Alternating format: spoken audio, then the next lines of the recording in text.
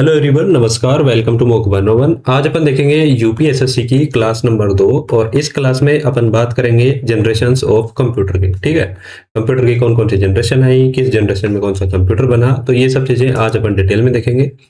तो जनरली देखा जाए तो अब तक 5 जनरेशन आ चुके हैं कंप्यूटर की। पहली जो जनरेशन थी वो 1940 से 1956 के बीच में थी। इसमें वैक्यूम ट्यूब जो था वो यूज होता था। ठीक है, और इसमें जो कंप्यूटर बने थे उनमें था एडवाक, ठीक है, एनियाक और एडसाक और यूनिवाक। ठीक है, ये इंपॉर्टेंट कंप्यूटर थे जो इस टाइम पे या इस टाइम फ्रेम में बने थे।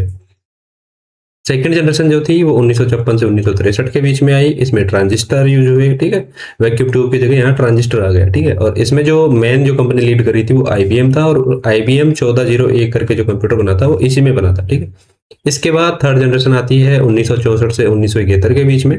इसमें इंटीग्रेटेड सर्किट आ गए, आईसी आ गई। आईसी आपने देखा होगा, एक सर्किट पे मल्टीपल ऐसे खूब सारे, आपको ऐसा लगता है जैसे कॉलोनी कटी हुई हो। ठीक है, बहुत ज्यादा ऐसे सिटी से आपको दिखती है, बहुत उभरे हुए बहुत ज्यादा चीजें आपको देखने को मिलती है, उसको आईसी बोलते हैं। आगे जाके मैं आपको फोटो भी दिखाऊंगा।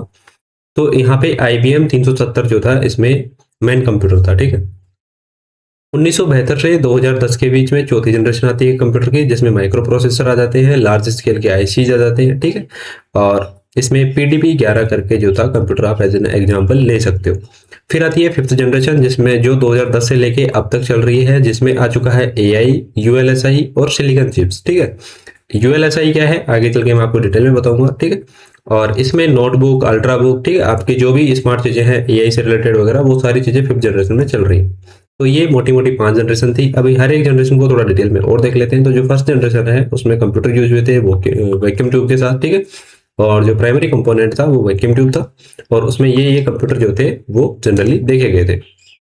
जो सेकेंड जनरेशन थी वो 1956 से 1963 के बीच में थी। इस एरा ने जो था रिप्लेस कर दिया वैक्यूम ट्यूब को ट्रांजिस्टर के साथ। ठीक है, और यहाँ पे जो कंप्यूटर बने वो थोड़े स्मॉल बनने, छोटे बनने लग गए और फास्ट काम करने लग गए थोड़ा सा। ठीक है, स्पीड उनमें आ गई। और जो पॉपुलर एग्जांपल था वो आईबीएम 1401 था। ठीक है, जो जनरली बार बार एग्जाम में आता है, इसलिए मैंने वही एग्जांपल डाला हुआ।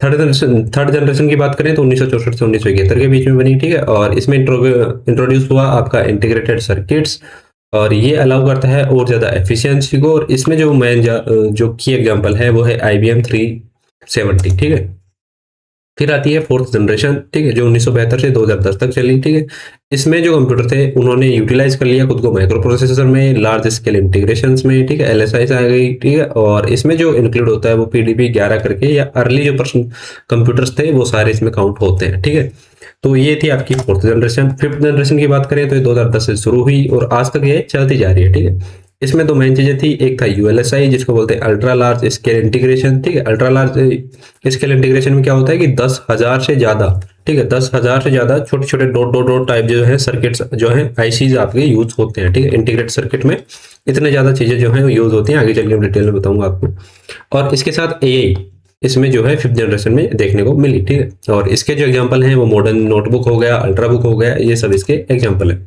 ये है आपका वैक्यूम ट्यूब, ठीक है, जो फर्स्ट जनरेशन में यूज हुआ था। ये है आपका ट्रांजिस्टर जो सेकंड जनरेशन में है। ठीक है, और ये है आपकी आईसी चिप। आईसी चिप में आप देख रहे हो इतने ज्यादा वायर है साइड में। ठीक है, और यहाँ पे जो भी दिख रहा है, ठीक है, ये सिलिकॉन की चिप होती है और इसमें जो है आपको बहुत ज्यादा छोटे छोटे चीजें जो है इंटीग्रेट करी जाती है। ठीक है, सर्किट वगैरह, ट्रांजिस्टर वगैरह, इसको आईसी बोलते हैं। अब वो बात करते हैं इवोल्यूशन ऑफ कंप्यूटर की। ठीक है, कौन सा कंप्यूटर पहले आया, फिर दूसरा कौन सा आया, तीसरा कौन सा आया, तो कंप्यूटर के इवोल्यूशन की बात कर लेते हैं। तो सबसे पहला जो कंप्यूटर बताया जाता है वो अबाकस है। ठीक है, जो लगभग 2400 बीसी पे, ठीक है, बीसी मतलब ईसा पूर्व, 2400 ईसा पूर्व लगभग जो सिंधु घाटी सभ्यता थी उस टाइम के आसपास आपको देखने को मिलता है। ठीक है, और ये पहला मैकेनिकल कैलकुलेशन डिवाइस था। ठीक है, जो यूज हुआ था बेसिक अरिथमेटिक कैलकुलेशन करने के लिए। इसके बाद आता है पास्कल। ठीक है, ये 1642 की बात है। ठीक है, ये पहला मैकेनिकल कैलकुलेटर था। ठीक है, जिसको एडिंग मशीन भी बोलते हैं। ठीक है, जो चीजों को ऐड करती थी, जोड़ने का काम करती थी, और ये इन्वेंट किया गया था ब्लाइस, जो आपके ब्लेज पास्कल है उनके द्वारा। ठीक है, पास्कलिन इसको बोला जाता है, 1642 में आया था। फिर आता है एनालिटिकल इंजन। ठीक है, 1837 में। ये फर्स्ट जनरेशन पर्पज कंप्यूटर था। ठीक है, जो डिजाइन किया गया था चार्ल्स बेबेज द्वारा। ठीक, चार्ल्स बेबेज का आप सब जानते होंगे। इसके बाद आता है एनियाक। ठीक है, जो 1946 में इसको जो है इन्वेंट किया गया था, और ये पहला electronic general purpose digital computer था। ठीक है, जिसको एनियाक बोलते हैं, यही इसकी फुल फॉर्म है। और ये डेवलप किया गया था आपका एकर्ट और मोकाली के द्वारा। ठीक है, मोस्टली बोलते हैं एकर्ट और मोस्टली के द्वारा। इसके बाद आता है यूनिवैक, ठीक है। यूनिवैक 1951 में आता है और ये पहला कॉमर्शियल प्रोड्यूस और सोल्ड कंप्यूटर था वर्ल्ड में, ठीक है। यहाँ से आके कंप्यूटर्स जो है वो बिकना शुरू हो गए, ठीक है, जनता के लिए या कंपनीज के लिए, बड़ी बड़ी जो कंपनीज थी, रिसर्च कंपनीज थी, डाटा पे काम कर रही थी, उन सब चीजों के लिए, ठीक है। तो एनिवॉक 1951 से, यूनिवॉक 1951 से जो है आपका पहला कॉमर्शियल प्रोड्यूस हुआ और कंप्यूटर बिकना शुरू हुए। इसके बाद इंटेल 4004 आता है, ठीक है, ये 1971 में आता है। ये पहला माइक्रो प्रोसेसर था, ठीक है, और यहीं से इंटेल जो है माइक्रो प्रोसेसर पे काम करना शुरू करती है। और ये माइक्रो प्रोसेसर चलते आज नैनो प्रोसेसर पे अपन जो है चलने लगे हैं, ठीक है, एट प्रेजेंट। तो ये चीजें जो है इंक्रीज होने लगी हैं, जैसे इंटेल की यहाँ पे शुरुआत हुई वैसे ये चीजें जो है बहुत फास्टली इंप्रूव होने लग गई। और ये है फोर्थ जनरेशन ऑफ कंप्यूटर, ठीक है, जो आपका इंटेल 4004 है, ये फोर्थ जनरेशन में आपको देखने को मिलता है। इसके बाद आता है परम 8000, ठीक है, ये 1991 में बनाया गया था, ठीक है। ये सुपर कंप्यूटर इंडिया का इंडिजीनियसली खुद इंडिया ने बनाया था और ये डेवलप किया गया था सीडैक पुणे के द्वारा, ठीक है। तो जो मैथमेटिशियंस थे जॉन वॉन न्यूमैन, इनको जो है क्रेडिट जाता है स्टोर प्रोग्राम का, ठीक है, जो आपका आजकल रैम आप देखने को मिलता है, ठीक है, रोम आपको देखने को मिलता है। तो जो भी स्टोरेज का सिस्टम आपको देखने को मिलता है पीसी में, लैपटॉप में, ठीक है, वो सारा क्रेडिट जो जाता है जॉन वॉन न्यूमैन को जाता है। और ये इंपॉर्टेंट है क्योंकि यहाँ से भी आपको एक वन लाइनर क्वेश्चन देखने को मिल सकता है, ठीक है। इसकी वजह से कंप्यूटर में डाटा जो है स्टोर भी होता है और इंस्ट्रक्शन भी जो है वो भी स्टोर होते हैं मेमोरी में, ठीक है। तो ये कॉन्सेप्ट यहाँ से आया था। इसके अलावा यदि बात करें तो एक है एडिसाक, ठीक है, 1949 में। ये पहला कंप्यूटर था जो यूज हुआ था स्टोर प्रोग्राम कॉन्सेप्ट के लिए, ठीक है। फिर ट्रांजिस्टर की बात करें 1947 में, तो ये इन्वेंट हुए थे जॉन बार्डिन द्वारा, ठीक है, वॉल्टर बार्थिन द्वारा और विलियम शोकली द्वारा, ठीक है। और इन्होंने लीड करा सेकंड जनरेशन ऑफ कंप्यूटर को। इसके बाद इंटीग्रेटेड सर्किट्स है, अपन वो देख रहे हैं कि ये चीजें कब आई, ठीक है। तो यहाँ से भी क्वेश्चन आ जाता है ट्रांजिस्टर कब आया, किसने बनाया, तो यहाँ से भी आपको क्वेश्चन देखने को मिल सकता है। तो ये चीजें आपके दिमाग में होनी चाहिए, ठीक है।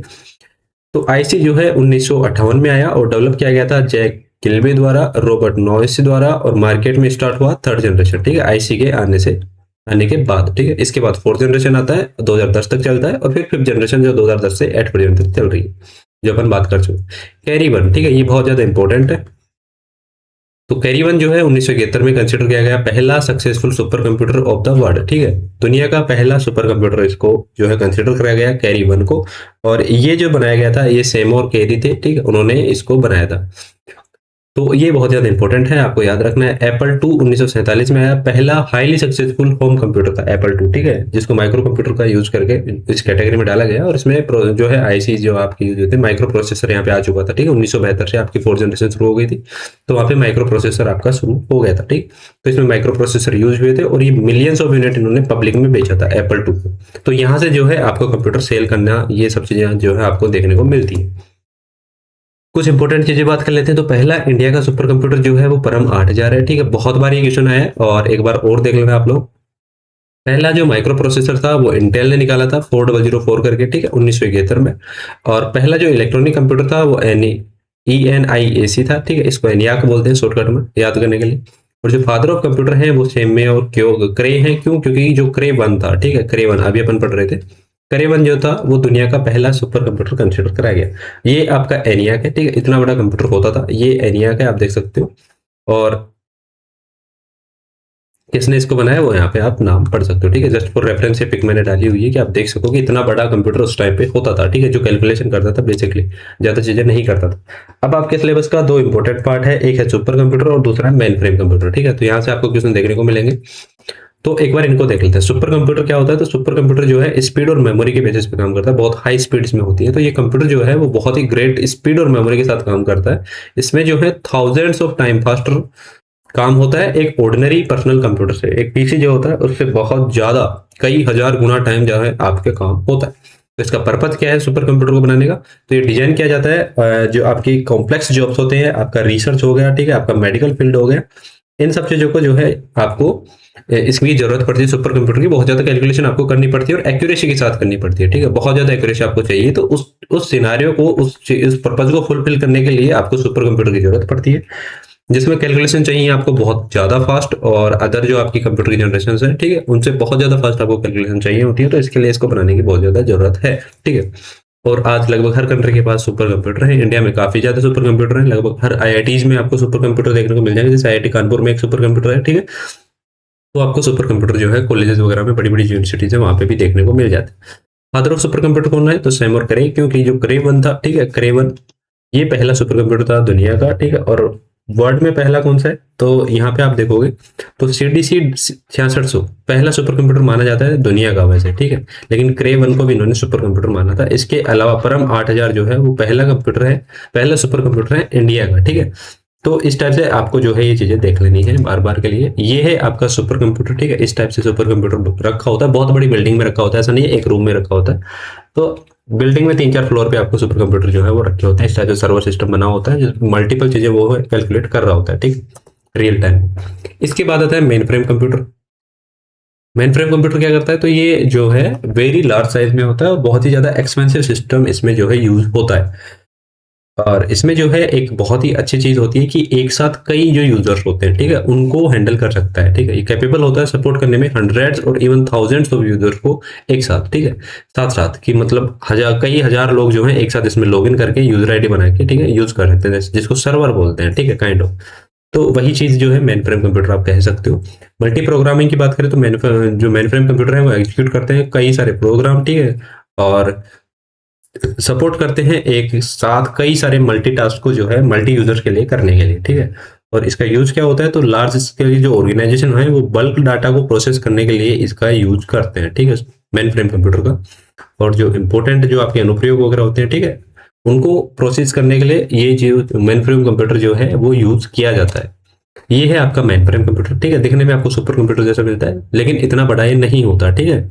इसको डिजाइन किया गया है मल्टीपल चीजों को एक साथ हैंडल करने के लिए, ठीक है। तो इसमें एक बहुत बड़ा फर्क है कि आपका जो सुपर कंप्यूटर है, ठीक है, सुपर कंप्यूटर आपका बनाया गया है कैलकुलेशंस को फास्ट करने के लिए, ठीक है, कैलकुलेशंस जो होते हैं उनको स्पीड करने के लिए। और आपका मेन फ्रेम कंप्यूटर जो है वो बनाया गया है मल्टीपल यूजर्स को, मल्टीपल यूजर्स को जो है मल्टीपल काम्स वो एक साथ कर सके, ठीक है। तो दोनों में थोड़ा सा डिफरेंस है। सुपर कंप्यूटर इसलिए नहीं बनाया गया कि उसमें जो है हजारों लोग आगे काम करेंगे, नहीं। सुपर कंप्यूटर इसलिए बनाया गया है कि कोई जो भी टफ से टफ उसको आप जो टास्क दोगे उसको वो कैलकुलेट करके खुद से दे देगा, ठीक है। तो उसका थोड़ा सा काम अलग है। मेन फ्रेम कंप्यूटर थोड़ा सर्वर की तरह काम करता है, ठीक है। इसमें आप कई हजार लोग एक साथ जाके क्वेरीज डाल सकते हैं और अपने काम जो है कर सकते हैं। कुछ बात करें परम 8000, ठीक है, तो ये 1991 में इंडिया का पहला इंडिजीनियस सुपर कंप्यूटर है, ठीक है, जिसको डेवलप किया गया था सीडेक पुणे के द्वारा। तो ये मैं बार बार आपको बता रहा हूँ क्योंकि यहाँ से बहुत बार क्वेश्चन आपको देखने को मिलते हैं। ये इंडिया के सुपर कंप्यूटर है, ठीक है। तो एक बार इन पे नजर डाल लेते हैं। फिर है एरावत, ठीक है, ये करंटली इंडिया का फास्टेस्ट एआई सुपर कंप्यूटर है, इसको भी सीडेक पुणे में इंस्टॉल करा गया है। फिर है परम सिद्धि एआई, ठीक है, ये इंडिया का सबसे powerful high performance computing system है जो डेडिकेटेड है एआई के लिए, ठीक है, जो अभी अभी नई नई चीजें बन रही है, ठीक है, सुपर कंप्यूटर को लेके वही चीजें। प्रत्युष क्या है? तो ये एक हाई परफॉर्मेंस सिस्टम है, ठीक है, जो इंडियन इंस्टीट्यूट ऑफ ट्रॉपिकल जो मेट्रोलॉजी आपका डिपार्टमेंट है, वेदर वाला, क्लाइमेट वाला, वो इसको यूज करता है प्रत्युष को, ठीक है, प्रेडिक्शन करने के लिए, फ्यूचर प्रेडिक्शन के लिए, जो डाटा आ रहा होता है सैटेलाइट वगैरह से उनको एग्जीक्यूट करने के लिए, ठीक है। एक मिहिर करके सुपर कंप्यूटर फेमस है, ठीक है, ये भी टॉप रैंक सुपर कंप्यूटर है और ये national centre of museum medium range weather forecasting में ये जो है काम आता है आपका, ठीक है। तो दोनों के दोनों वेदर से रिगार्डिंग है, एक आपका प्रत्युष है और एक मिहिर है। तो यहाँ से भी आपको क्वेश्चन देखने को मिल सकता है। यहाँ पे मैंने शॉर्ट में यहाँ पे लगा दिया है कौन सा कहाँ रखा हुआ है, ठीक है। तो ये भी कई बार क्वेश्चन आ जाता है कि कौन सा सुपर कंप्यूटर कहाँ लोकेटेड है, ठीक है, और किस चीज के लिए लोकेटेड है। तो इनका पर्पज जो है इधर मैंने लगा दिया, ठीक है। तो एक बार के लिए इस टेबल को आप गो थ्रू कर देना। परम 8000 जो है सीडेक पुणे में है, पहला इंडिजीनियस है, ठीक है, इंडिया का खुद का बनाया हुआ। एरावत जो है सीडेक पुणे में ही है, ठीक है, ये एआई और क्लाउड के लिए। क्लाउड क्या होता है? क्लाउड का मतलब यहाँ बादलों से नहीं है, क्लाउड का मतलब स्टोरेज, ठीक है, क्लाउड स्टोरेज आपने नाम सुना होगा, ठीक है। तो क्लाउड स्टोरेज है वो जो गूगल देता है 15 जीबी हर फ्री यूजर को, ठीक है, जैसे 1 टेराबाइट है, ठीक है, तो वो 1 टेराबाइट स्टोरेज फ्री में देता है क्लाउड स्टोरेज। अभी जियो ने भी स्टार्ट किया है क्लाउड स्टोरेज, तो ये वो वाले क्लाउड स्टोरेज है, ठीक है। तो उसके लिए जो है आपका एरावत यूज होता है। परम सिद्धि एआई जो है सीडेक पुणे में है, ये डीप लर्निंग के लिए काम करता है, ठीक है, एआई में जो डीप लर्निंग नया मॉडल्स आ रहे हैं, ठीक है, उनको एग्जीक्यूट करने के लिए। प्रत्युष जो है आईआईटीएम पुणे में है, ठीक है, ये वेदर प्रेडिक्शन में काम आता है। और मिहिर जो है वो आपके नोएडा में है, ठीक है, ये भी क्लाइमेट रिसर्च में काम आता है। अब कुछ एमसीक्यू देख लेते हैं। तो बड़ी संगठनों द्वारा थोक डाटा, मतलब जो आपका बल्क डाटा होता है, बल्क डाटा को प्रोसेस करने के लिए और सपोर्ट करने के लिए और हजारों उपयोगकर्ताओं को सपोर्ट करने के लिए मुख्य रूप से किस प्रकार के कंप्यूटर का उपयोग किया जाता है, ठीक है। तो सिंपली जो बड़े बड़े ऑर्गेनाइजेशंस हैं, ठीक है, वो बल्क डाटा को प्रोसेस करने के लिए और जिसमें हजारों यूजर्स को वो सपोर्ट भी करता है। इस टाइप के पर्पज के लिए प्राइमरली कौन सा कंप्यूटर यूज किया जाता है? तो इसका राइट आंसर हो जाएगा आपका option number B, mainframe computer. ठीक है, जैसे अपन देख रहे थे यहाँ पे हजारों, कई हजार लोग जो है एक साथ लॉगिन कर सकते हैं। सुपर कंप्यूटर में ऐसा नहीं होता। सुपर कंप्यूटर कैलकुलेशन का काम करता है, मेन फ्रेम कंप्यूटर सर्वर जैसा काम करता है। ठीक, लैपटॉप तो सबको पता होगा पर्सनली होता है, जिसमें 2 4 5 यूजर्स जो है लॉगिन कर सकते हैं। ये मिनी कंप्यूटर है। ठीक है, मिनी कंप्यूटर कौन जाते हैं? छोटे छोटे कंप्यूटर। ठीक है, जो जिनको प्लांट टॉप वगैरह बोलते हैं, उस टाइप के कंप्यूटर आपके पीसीज को मिनी कंप्यूटर में कंसिडर कर सकते हैं। ठीक है, सुपर कंप्यूटर के जनक के रूप में किसे जाना जाता है? तो सुपर कंप्यूटर के जनक के रूप में सेम्योर क्रेग को जाना जाएगा। ठीक है, जिससे हम बात कर रहे थे क्रेग 1 करके, उसको जो है कंसिडर किया गया था। और पहला successful super computer like CDC 66 से इन्होंने बनाया था। ठीक है, तो कौन सी जनरेशन है कंप्यूटर की जिसने इंटीग्रेटेड सर्किट को इंट्रोड्यूस किया? तो यहाँ पे आपकी जो जनरेशन है, थर्ड जनरेशन इसमें आ जाएगा। ठीक है, थर्ड कैसे आ जाएगा? तो मैं एक बार बेसिकली आपको याद करवा देता हूँ। फर्स्ट जनरेशन में आपका वैक्यूम ट्यूब था। ठीक है, सेकंड जनरेशन में आपके ट्रांजिस्टर थे, थर्ड जनरेशन में आपके आईसीज थे। ठीक, और फोर्थ जनरेशन में क्या हुआ? तो यही चीजें आगे चल के जो है प्रोसेसर में आ गई, माइक्रो प्रोसेसर। ठीक है, और उसके बाद आगे फिफ्थ जनरेशन में एआई जो है आपको देखने को मिल रहा है। ठीक है, तो ये सब चीजें आपकी जनरेशन के साथ साथ जो है चलती आ रही है। तो थर्ड जनरेशन में आपको आईसी देखने को मिलता है। ठीक है, निम्नलिखित में से कौन वर्तमान में भारत के सबसे तेज एआई सुपर कंप्यूटरों में से एक है? ठीक है, तो एआई की बात कर रहा है, तो यहाँ पे अपन ने बात करी थी एनियाक, ये तो होगा नहीं, भारत की बात कर रहा है। ठीक है, इंडिया की बात कर रहा है, तो एनियाक तो होगा नहीं, एप्पल 2 भी नहीं होगा, क्योंकि ये तो इंडिया में है नहीं। परम 8000 बजा, तो परम 8000 एआई पे काम नहीं करता, तो आपका एरावत जो है इसका राइट आंसर हो जाएगा। ठीक है, तो इस टाइप से भी आप चीजों को कर सकते हो। सी टेक पुणे में रखा हुआ है। और द स्टोर प्रोग्राम, ठीक है, कॉन्सेप्ट जो है वो पायोनियरली किस मैथमेटिशियन ने दिया था? ठीक है, तो ये भी आपको क्वेश्चन देखने को मिल सकता है। तो इसका राइट आंसर है जॉन वॉन न्यूमैन। ठीक है, जॉन वॉन न्यूमैन ने जो है पहली बार ये कंप्यूटर्स में जो है इंस्ट्रक्शन और मेमोरी को स्टोर करने के जैसे चीजें थी उनको इंट्रोड्यूस किया था। ठीक है, इसका एक कॉन्सेप्ट दिया था और उसके बेसिस पे आज तक ये चीजें चलती आ रही। कंप्यूटर की पहली पीढ़ी में किस स्विचिंग सर्किट का उपयोग किया गया था? ठीक है, तो कौन सा स्विचिंग सर्किट था? तो इसमें स्टार्टिंग में वैक्यूम ट्यूब आएगा। ठीक है, वैक्यूम ट्यूब आपको देखने को मिलता है। फर्स्ट में आपको वैक्यूम ट्यूब देखने को मिलता है, सेकंड में आपको ट्रांजिस्टर देखने को मिलता है। सिलिकॉन चिप्स की बात करें तो थर्ड में आता है। ठीक है, आईसी इसको बोलते हैं। और आपका फोर्थ में जो है आपको माइक्रो प्रोसेसर देखने को मिलता है। ठीक है, तो इस टाइप से आपको चीजें देखने को मिलती। कौन सी इलेक्ट्रॉनिक कंपोनेंट है जो मेन फीचर है सेकंड जनरेशन कंप्यूटर का? सेकंड जनरेशन कंप्यूटर में क्या आएगा? तो वैक्यूम ट्यूब आपकी किस में आएगी? वैक्यूम ट्यूब आपकी फर्स्ट में आ जाएगी। सेकंड में आपके ट्रांजिस्टर आ जाएंगे। ठीक है, थर्ड में आपके आईसी आ जाएगा, फोर्थ में आपका माइक्रो प्रोसेसर आ जाएगा। ठीक है, तो आपका जो बी है वो सही हो जाएगा, ट्रांजिस्टर वाला। ठीक है, ये 1956 से 63 चला था, फिर उसके बाद में आपका थर्ड आ गया था, फिर आपका फोर्थ आ गया था, और फोर्थ 2010 तक चला। 2010 के बाद से अब तक जो है फिफ्थ जनरेशन चल रहा है। पहली who is credit with inventing the first mechanical adding machine, the pascal line? ठीक है, पास्कल लाइन को किसने जो है स्टार्ट किया था? तो ये आप सबको पता होगा, ब्लेज ब्लेज पास्कल जो है इसका राइट आंसर हो जाएगा ऑप्शन नंबर बी। 1642 में इसने किया था और ये इसकी मशीन थी। ठीक है, पास्कल लाइन करके इसको जाना जाता है। ऐसी ये दिखती थी, एक पेटी का बॉक्स जो होता है, ठीक है, बक्से के जैसा ये आपको देखने को मिलता है। अगला क्वेश्चन है, माइक्रो प्रोसेसर तकनीक पर आधारित व्यक्तिगत उपयोगकर्ताओं के लिए डिजाइन किया गया कंप्यूटर कौन सा है? तो कौन सा कंप्यूटर है जो एक इंडिविजुअल यूजर के लिए बेस बनाया गया है माइक्रो प्रोसेसर के द्वारा, माइक्रो प्रोसेसर टेक्नोलॉजी को यूज करके? तो इसका आंसर हो जाएगा आपको माइक्रो कंप्यूटर। ठीक है, माइक्रो कंप्यूटर जो है पर्सनली यूज के लिए बनाए गए हैं। ठीक है, लाइक मॉडर्न पीसी, लैपटॉप वगैरह। Single processor micro processor chip इनमें आती है। ठीक है, और माइक्रो प्रोसेसर चिप कौन कौन सी होती है ये मैं आपको कल भी बता चुका हूँ। एटम करके आती है। ठीक है, सबसे छोटी एटम आती है। उसके बाद आपकी सेलियन आती है। ठीक है, सिलेरियम करके आती है। इसके बाद पेंटियम आती है। ठीक है, उसके बाद आपके i3 आ जाता है, i5 आ जाता है। ठीक है, i7 आ जाता है, और i9 तक अभी चल रहा है। ये इंटेल के हैं। इसके अलावा राइजन का अलग से आ जाता है। ठीक, तो राइजन में कौन कौन से हैं? तो राइजन में अलग अलग आता है उनका। ठीक है, राइजन 1, राइजन 5, राइजन 7, राइजन 6, इस टाइप से। और ये जो मैं सिलेरियम की बात कर रहा हूँ ये इंटेल का नहीं है, ये शायद राइजन का है। ठीक है, ये यहाँ से यहाँ, फिर यहाँ से यहाँ, ये सारे इंटेल के। तो IC were introduce in which generation of computer? तो आईसी कौन से जनरेशन में आया था? तो पहली जनरेशन में क्या आया था? वैक्यूम ट्यूब आया था। ठीक है, सेकंड जनरेशन में क्या आया था? ट्रांजिस्टर आया था। थर्ड जनरेशन में क्या आया था? आईसी आया था। फोर्थ जनरेशन में क्या आया? माइक्रो प्रोसेसर आया था। ठीक है, तो थर्ड जनरेशन आपका जो है राइट आंसर हो जाएगा।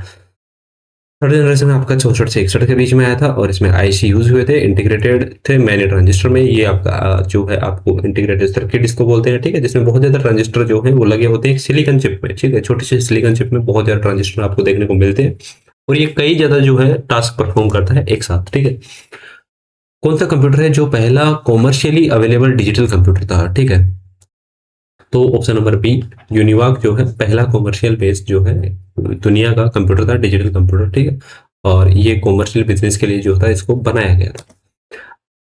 आर्टिफिशियल इंटेलिजेंस और यूएलएसआई टेक्नोलॉजी इसके मतलब कौन से जनरेशन के जो है आपकी विशेषताएं हैं, ठीक है। तो यूएलएसआई और एआई, तो इसमें आपको घबराना नहीं है कि यूएलएसआई क्या है, ठीक है। तो पहले मैं बात कर चुका हूँ यूएलएसआई क्या है, ठीक है, उसको भी डिटेल में और देखेंगे। तो एआई का नाम लेते ही आपको पता चल जाना चाहिए, फिफ्थ जनरेशन की बात करेगा, ठीक है। तो इसमें fifth generation option number C, ठीक है, फिफ्थ जनरेशन की बात करेगा।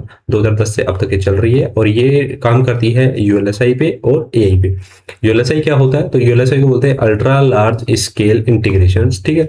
ये एक नई तकनीकी है, ठीक है, नई आईसी की तकनीक है। आईसी क्या होते हैं, इंटीग्रेटेड सर्किट होते हैं, जो एक सिंगल सिलिकॉन चिप में 10 लाख से लेकर 1 करोड़, ठीक है, 10 लाख से लेकर 1 करोड़ या उससे अधिक ट्रांजिस्टरों को एकीकृत करता है। और ये जो तकनीकी है, ये मुख्य रूप से कंप्यूटर की 5वीं पीढ़ी में जो है आपको देखने को मिलती है।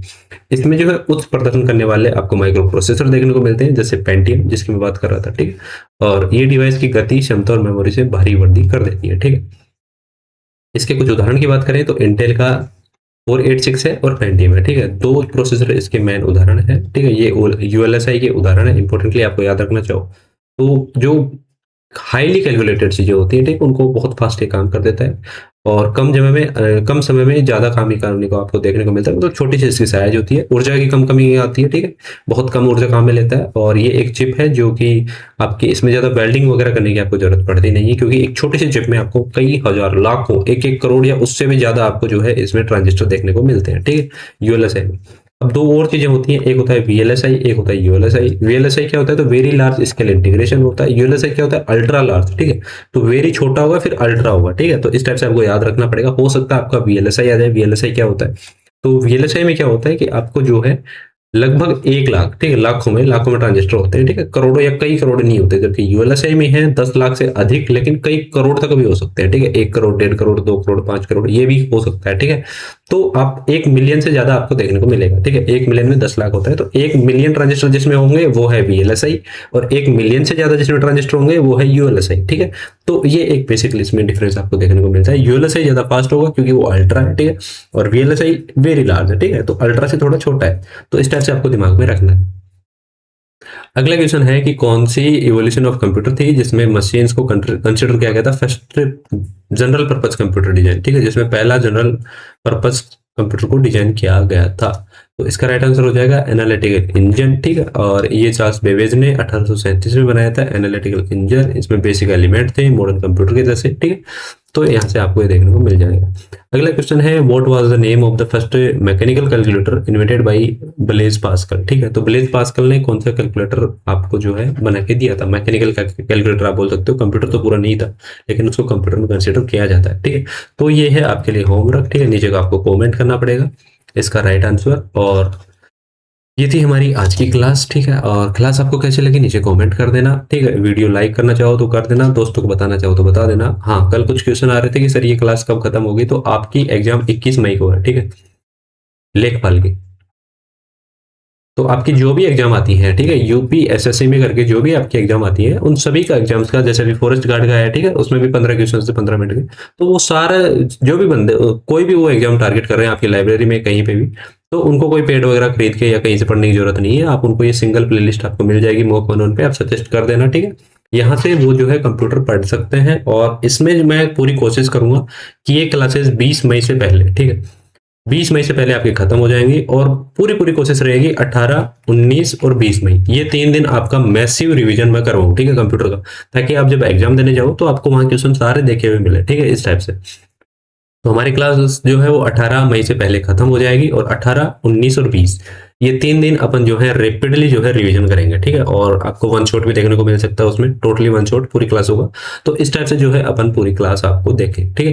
तो आपका कोई भी दोस्त या और कोई फ्रेंड या कोई रिश्तेदार जो भी है तैयारी कर रहा है यूपीएसएससी की, और कंप्यूटर में उसको जो है बेसिकली उसका मार्क्स नहीं आ रहा है मॉक वगैरह में, तो उसको आप सजेस्ट कर सकते हो। मिलता हूँ आपसे अगले वीडियो में, तब तक के लिए धन्यवाद।